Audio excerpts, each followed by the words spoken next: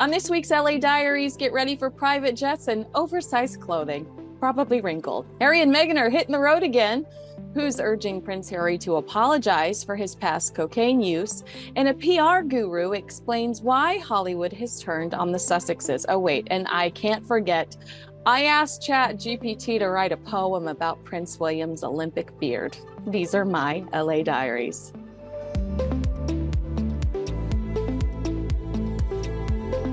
Prince Harry and Meghan Markle are on their way to Colombia, so no better time to remind the world that Prince Harry openly discusses recreational drug use in his book Spare.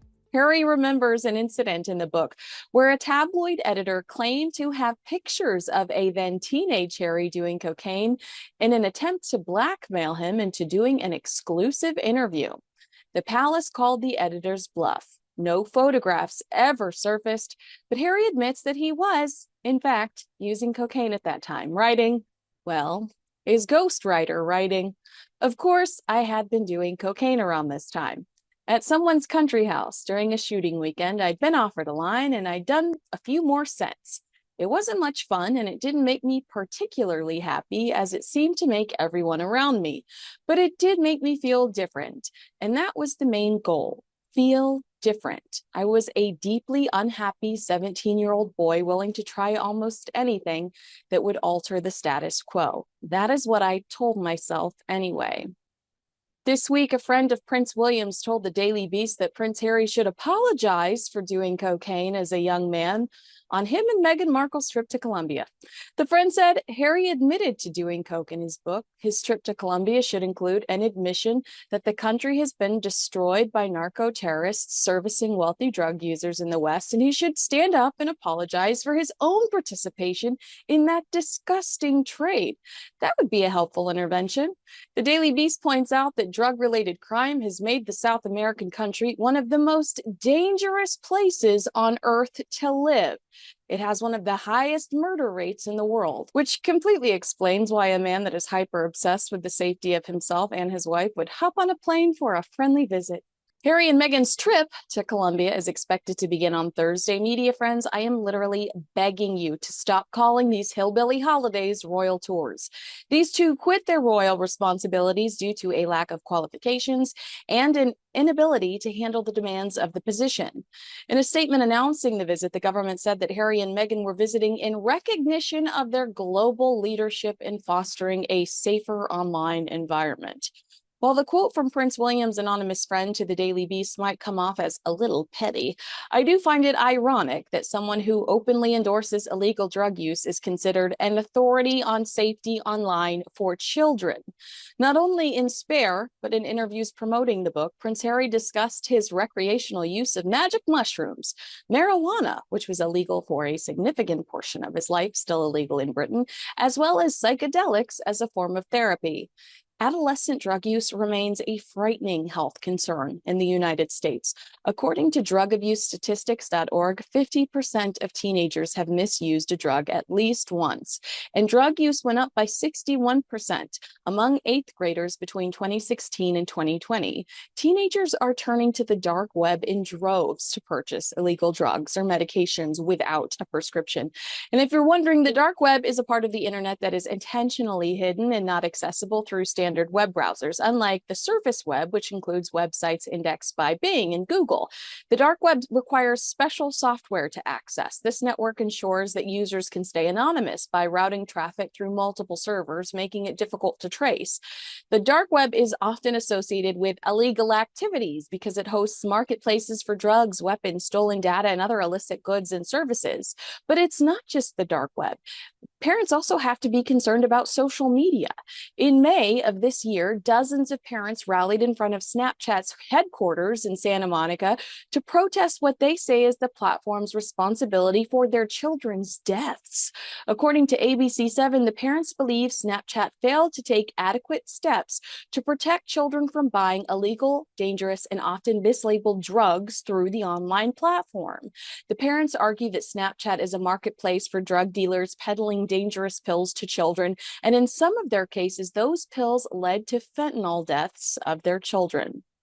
Prince Harry, to me, is a walking contradiction. You can't promote illegal drug use, but also announce that you're going to be the internet savior for children, not when drugs mixed with online activity have had such catastrophic consequences.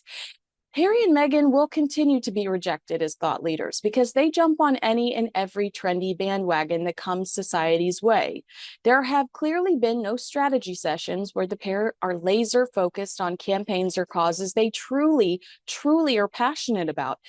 And every single interview that they do, every piece of content, action they've done over the past year, they should have been moving towards a specific goal, moving towards a specific direction to strengthen their credibility in that space.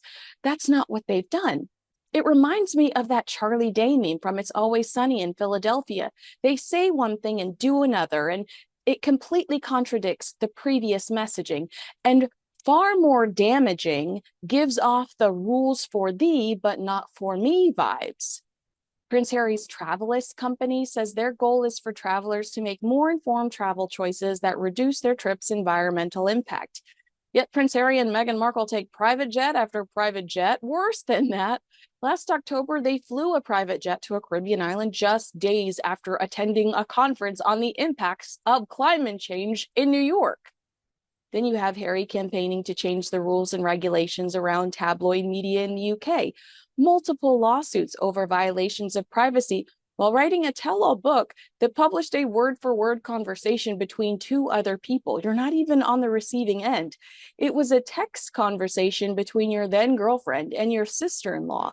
Meanwhile, Meghan Markle famously filed a privacy lawsuit against the Mail on Sunday newspaper for printing a private letter she wrote to her father, Thomas Markle, and they heavily documented that process on their Netflix reality show, revealing details about your brother's private parts, violating the privacy of your own family members within the pages of Spare.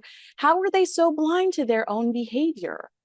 Broadcasting to ITV's audience that your wife is not safe in the UK, but taking her to Nigeria and Colombia, where the US and UK have issued severe travel warnings. These two have appointed themselves as the internet police, while their fan base spread such heinous and malicious misinformation about the Princess of Wales that she was forced to come out of recovery to announce that she was receiving preventative chemotherapy and needed additional time to heal in peace. Then there was Meghan taking up the Time's Up movement. This was under her brand new royal platform, financial equality for women in the workplace, only to pay the one female in a leadership position at Archewell less than half of what the highest paid male at Archewell earned. And the same 40-year-old woman that repeats the story of a schoolgirl asking executives to change a commercial that said, "The gloves are coming off. Women are fighting greasy pots and pans with Ivory Clear ad nauseum," is now hawking a Netflix cooking show where she is fighting greasy pots and pans with love and light. Do you think Harry and Meghan have clear goals? Let me know in the comments below. Maybe Harry and Meghan's mixed messaging is one of the reasons that you're seeing Hollywood stars drop off the face of the earth when it comes to Sussex Association. But the Daily Express spoke to a New York-based public relations expert named Ron Torisian, who gave his verdict on why Harry and Meghan have become less appealing to celebrity friends. Some of his points are thoughtful. He says that it's clear that several of Meghan's high-profile friendships have cooled over the past few years, noting that Meghan indirectly highlighted her lack of friendships when she gifted a limited batch of her American Riviera orchard jams. That's interesting. I always assumed that she was trying to make the product look exclusive, but he could be right. And to work off of that theory, all 50 did not share their jam on social media. No mentions from Oprah Winfrey, Tyler Perry, or George and Amal Clooney. Ron argues that some celebrities might want to avoid any potential fallout with the reigning British royal family. I'd say that's a pretty good call. Here's where Ron loses me, adding, it's not necessarily about Harry or Meghan themselves, but rather the complex and polarizing controversies that continue to follow them, despite their attempts to step back from public life.